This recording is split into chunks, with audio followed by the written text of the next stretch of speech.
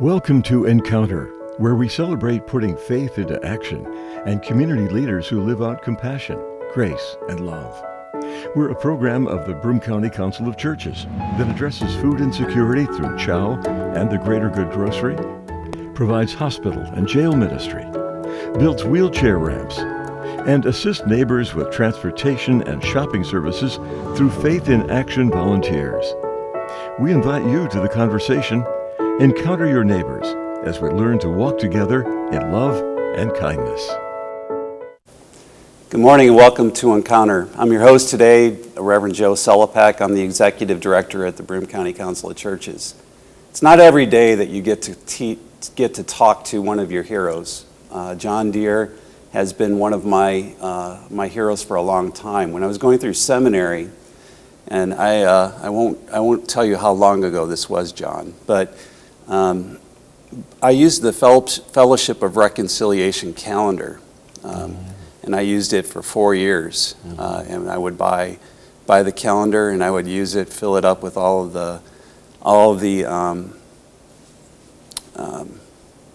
of my assignments and all of that kind of thing, all the way through seminary. And it was like a traveling companion at the time.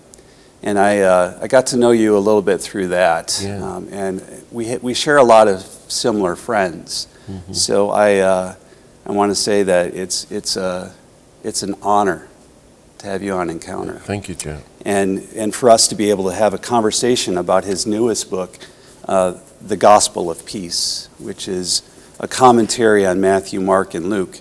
I have grown to really like this book. This is one of those.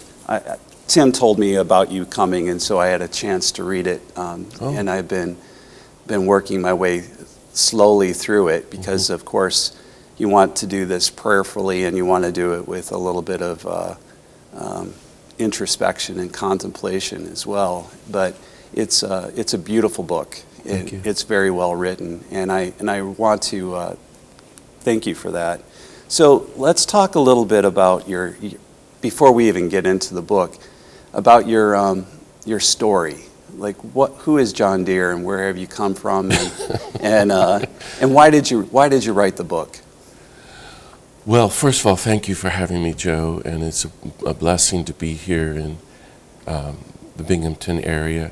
And I'll be 65 this summer, and I was a wild college kid at Duke, and in the 70s before you were born, and I was going to be a rock star, but one day I got knocked off the fraternity bar stool, saw the light, realized I wanted to give my life to Jesus, and that meant I had to become a priest, a Jesuit.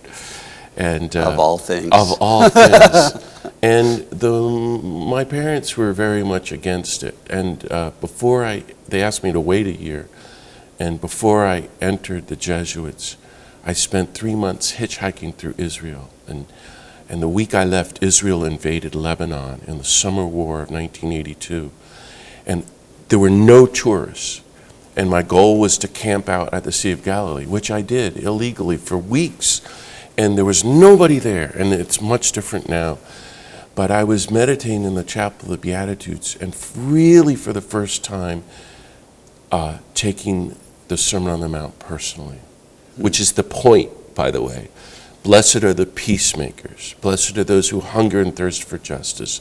Love your enemies. Be as compassionate as God. And it really struck me, wow, I think Jesus is serious. I remember saying that. And I remember thinking, there's nothing I can do. And what difference can anyone make? I'm nobody. I'm just going to be a pious priest, which didn't work out, as you see. Right. And I was really grappling with the question when all of a sudden these massive black Israeli jets fell from the sky, breaking the sound barrier, setting off sonic booms, and swooped down over the Sea of Galilee, over my head, and dropped a whole bunch of bombs 15 miles away from Capernaum in the border of Lebanon, killing a lot of people. And I decided there and then I would give my life to the Sermon on the Mount and try to live out the teachings, blessed are the peacemakers, that I saw war making and killing at the place where Jesus said, "Blessed are the peacemakers and love your enemies." And that's what brings me to Binghamton. I've been talking about this every day of my life. And I entered the Jesuits, I was a different person. And I, within weeks, was sitting at the feet of my friends and teachers, Daniel and Philip Berrigan. And they said, "Go get arrested." And I went and got arrested at the Pentagon, and now I always joke I have a problem with recidivism.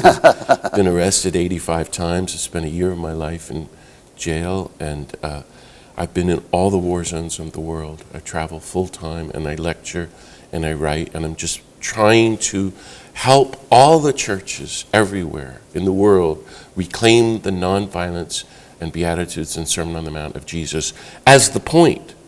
Like the point of being a Christian is discipleship to the way of universal love, universal compassion, universal peace, which means total nonviolence, like Gandhi and Dr. King. So, I'm always writing. This is my 40th book, and I, about 10 years ago on a retreat, I'm laughing because the publisher laughs at me, my friend. I felt inspired to write a 4-volume box set. Why not? On the Gospels. Nobody writes commentaries anymore, but from a Gandhian Kingian hermeneutic. That is, to read the Gospels as if Mahatma Gandhi and Martin Luther King were teaching us line by line, right, showing us how Jesus is more nonviolent than them.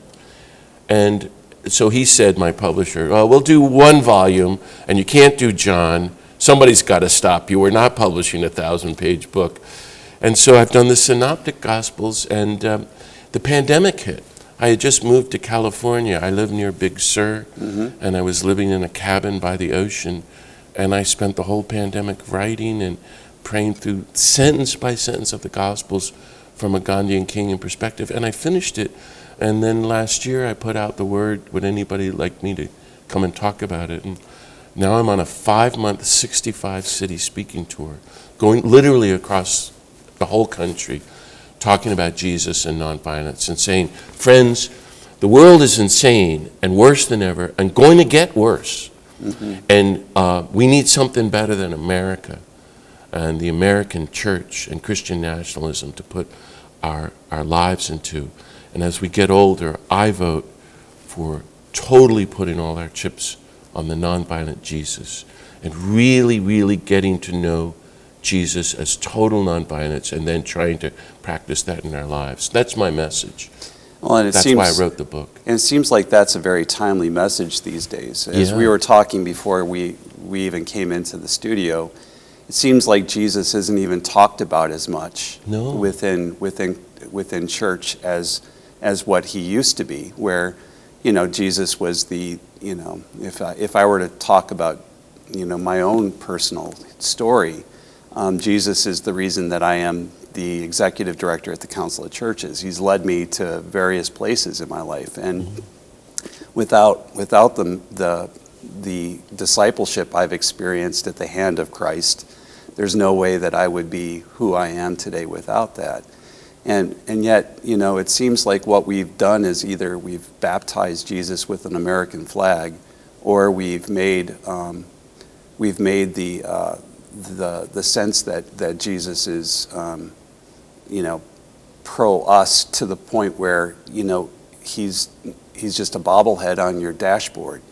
So how do we talk about Jesus? And how does Matthew, Mark, and Luke talk about Jesus? Well, that's the question. The question is not about me or anybody. It's who is Jesus, and I have came to the conclusion early on that Jesus is like Gandhi and Martin Luther King, who I think are the two maybe greatest people in history. Certainly the greatest Christians who ever lived. Right. And seriously, so.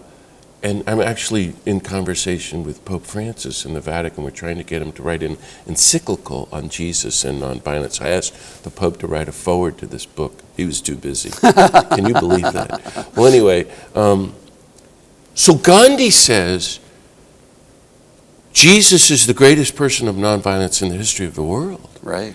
And nonviolence means no violence in thought, word, or deed, It's a whole way of life. It's total universal love with one catch. There's no cause for which we will ever support the taking of a single human life. We don't support killing in any form, whether gun violence, to racism, to war, to nuclear weapons, to fossil fuels, or corporate greed. We're done with that. Actually, it means having nothing to do with death as a social methodology. So Jesus is the epitome of life, but the words love and peace don't have much meaning anymore. Right. That's what I like Gandhi and King's clumsy word, nonviolence. Right. And what I propose to all the people in the churches in your area is they start doing what I intentionally started to do as a kid 40 years ago. I've done it every day since then. Is I knew with everyone in the whole world that I've met, millions of people, whatever the problem is, I say, well, what do you think the nonviolent Jesus would say? And I always get, why do you bring him up? But it works. Yeah. I talk about Jesus in terms of the framework of nonviolence, and especially with young people, a light goes on. Yeah. They see that. They go, I've never heard that before. So then you can begin to unpack the teachings of the Sermon on the Mount. We're called to be peacemakers. We're called to practice universal love and universal compassion and work for justice. And then a lot of the teachings in Matthew, Mark, or Luke are about publicly nonviolent resisting empire, war-making, state-sanctioned killing, exclusion, oppression, poverty, on all sides. But then you realize Jesus is a grassroots activist, an organizer. He's building a movement from Galilee to Jerusalem. I always joke, Jesus thinks he's Gandhi. Jesus thinks he's Martin Luther King, and he is. Yeah. And but Gandhi built their whole lives on him. But it's Gandhi's teaching was that Jesus is not just you and me. Jesus intends the whole human race to practice these teachings of nonviolence in the Sermon on the Mount. So Gandhi read the Sermon on the Mount, Matthew 5, 6, and 7, every morning and every evening for the last 45 years of his life. Yeah. And he's not a Christian. And here I'm claim to be a public follower of this guy. So this is the point. And you know, it's very helpful because we're insane, we're possessed by violence, whether you're talking everybody's personal life or the gun violence in New York and Pennsylvania, to Gaza and nuclear weapons and catastrophic climate change. This is our only hope, these teachings. They're not idealism. They're actually the only practical political solution left, but it's also the spiritual life. God is a God of peace and nonviolence. That's the scandal of Christianity. But I'm saying it's good news. It is. And so, you know, like last night when we were at St. Francis of Assisi, and you were giving an hour and a half talk on your book, and you mentioned the progression of how Gandhi became Gandhi and how King became King in relationship to Leo Tolstoy and to that gentleman. I can't even remember his name right now, but. You want to tell us a little bit about that? Well, I've always been interested how this works, and it's very clear if you study the Gospels word for word that Jesus is interested in too. And the synoptics begin with, well, this guy goes all the way back to Abraham, and then Luke actually goes back to Adam and Eve, and so as Adam, the son of God, and then we get universal human. Right. Yeah. And he is the fulfillment of being a human being, but the fulfillment of being a human being is to be totally nonviolent. Right. Well, what's the lineage since Jesus? That was my interesting thing, and Jesus talks a lot about that, especially in John. That's what the washing of the feet is about, preparing each other to be part of my lineage of martyred nonviolence. So you trace our lineage, if you really want to be a disciple of this guy, which, by the way, is, I think, the only game in town. He's the only person worth following anymore. And I grew up, I was telling my friend Father Tim that, I wouldn't be here without the assassinations of Dr. King and Bobby Kennedy. They changed my life and made me want to, their deaths. I'm a different person because they gave their lives. And that's the lineage thing. So you can trace it to Francis and Clare, to the abolitionists, to the suffragists. But we know, I mean, the abolitionists in the history right here of where you are so interesting. William Lloyd Garrison, Frederick Douglass, and the women at Seneca Falls. They're people you want to be part of. They're our ancestors. We want to claim them as our ancestors. Well, they were disciples of this guy in terms of they had no Gandhi. They had no Martin Luther King, and they were struggling, and they called it passive resistance. Right. But then the Civil War came, and they renounced their nonviolence, all except for William Lloyd Garrison's lieutenant, Aidan Below, who lived into his 90s, and he died in Connecticut. And he's a great hero because he maintained what we now call Gandhian, Kingian nonviolence till his death, God bless him. And his son published his father's philosophy, a 50-page tract, which he published in the 1880s. And he sent copies around the world. Right. He's a propagandist like me. God bless him. He sent a copy for a laugh to the president, Chester Arthur, and, Queen Victoria. And who's the most famous person in the world? Leo Tolstoy. And Leo Tolstoy reads the philosophy of Aidan Below and quits writing novels and spent the last 25 years of his life, morning, noon, and night, teaching the nonviolence of the Sermon on the Mount because of William Lloyd Garrison, Aidan Below. And he wrote this massive book, The Kingdom of God is Within You, which nobody read except for Mahatma Gandhi, who was a kid in South Africa. I went to all the places where Gandhi lived with Gandhi's family members. And Gandhi wrote to Tolstoy in about 1906 and said, "Dear Mr. Tolstoy, okay, I'm with you. I'll give my whole life to your message of nonviolence and resistance." And Tolstoy felt a total failure because he was trying to change the Russian Orthodox Church, which is the state church for the Tsar. As I always say, just like all the American churches are now state churches for the Pentagon. Whether you're a Republican or Democrat, you're for war and killing, as if that's what poor Jesus wants. The churches are supposed to be the communities of nonviolence who stand up publicly, irregardless of the consequences, and say, no more war, no more guns, no more nuclear weapons, no more fossil fuels, no more greed, no more racism, no more poverty.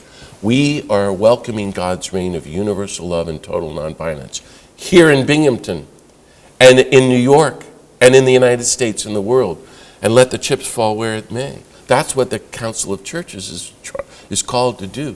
So Tolstoy went to his death happy because he recognized this guy's got it. And indeed, everything that's happened that's good in the last 150 years, you can trace back to Gandhi and Tolstoy. And really the suffragists and abolitionists. That's the lineage of the labor movement in the 30s. And there is no Dr. King without this. And this Fellowship of Reconciliation, the group that I led in the 1990s. And then, because Dr. King was so gifted and charismatic, almost everything he did worked, and he kept faithful to it to the point that he then came out against the Vietnam War and nuclear weapons.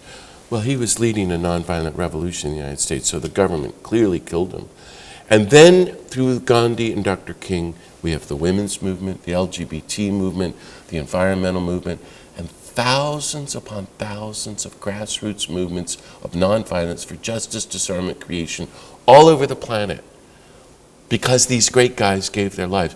And my message is even for those who care about the poor and justice and the earth, put part of your time of your life, get involved in the grassroots movements. 50 years ago, we'd all be talking about the church. Let's get with the church. No, nowadays, we need to build a global grassroots movement of nonviolence, the likes of which the world has never seen. We have to stand on the shoulders of the abolitionists and go way beyond Gandhi and King, because we're about to destroy the planet. And I'm saying, if you can do that, tithe your time, just contribute to the movement a little bit for justice, disarmament, creation here. It's the best thing we can do with our lives, and do it with a lot of love, and do it with as much nonviolence as Gandhi and King, and your life will bear good fruit. And all of us together can change the country easily. We have the power if we put our time in. My guest today has been John Deere. We've been talking about his story and where he came from and how it led to him writing the Gospel of Peace, which is the newest book that he's written, the 40th book that you've written. And it seems like the story of Jesus and the story of Gandhi and King have clearly impacted your life. I mean, to be that articulate, to write those many books on reflecting on nonviolence is pretty profound, and so it shows the depth of the work that you've done over the course of your life, and also how it's kind of coalesced within this book itself, which is again a really good commentary on Matthew, Mark, and Luke. Even if you want to argue, at least you have to argue with it. You have to argue with it. You have to know, and you have to know the Gospels in order to argue with it as well. One of my thoughts after last night, and even now as you're talking about your these grassroots movements, had to do with Ernesto Cardenal's book on the Gospel in Solitanam. Yeah. And I knew Ernesto. Yeah. Did you? Yeah. Yeah, I kind of figured you would have. And it seems to me as if what is necessary, and you're not the first person that has talked this way. I was at Wild Goose over the last year, and I was listening to an LGBTQ activist who lives in Tennessee, where her entire life is basically illegal. Yeah. And so she's looking for these safe communities that are going to be needed around the United States in order to make her very existence safe. Mm-hmm. How do I and she's being targeted and really through the work of violence and the rest of the things that you were talking about, it seems like we've become more violent and without Jesus. And so, how do you, if you were a pastor of a church and you had a congregation of people who were some of whom were employed by BAE or any Lockheed Martin or other war type places, how do you counsel people to be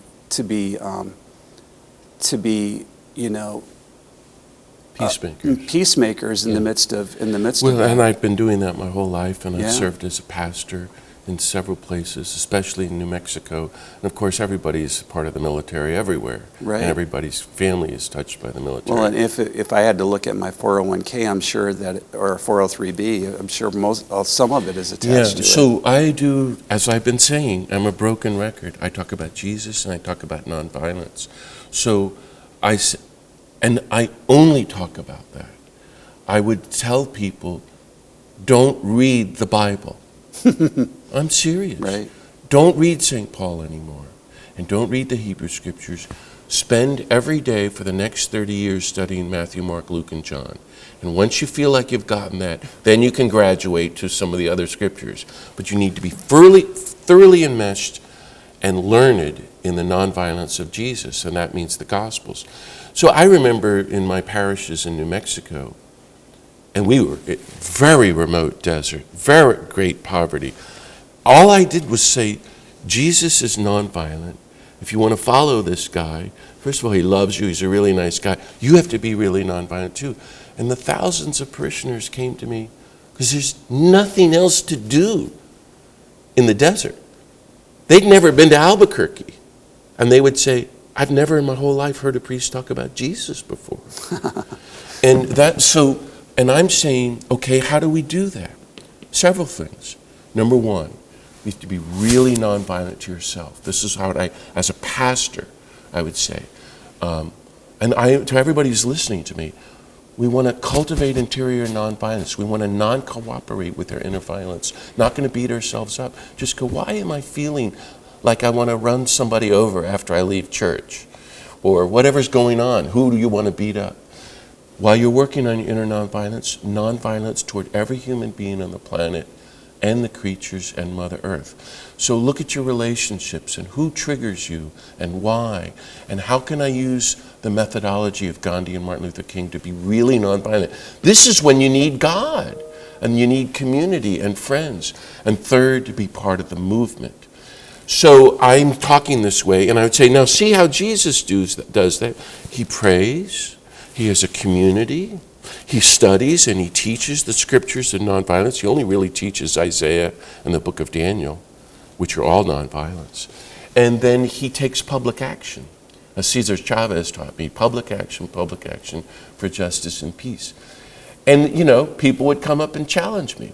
And I said, quit the military.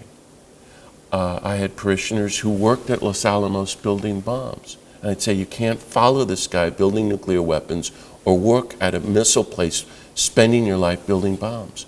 And because I was a priest saying this, as a good pastor should, a good shepherd should lead people out of death and into the new life and freedom of peace and nonviolence, they did.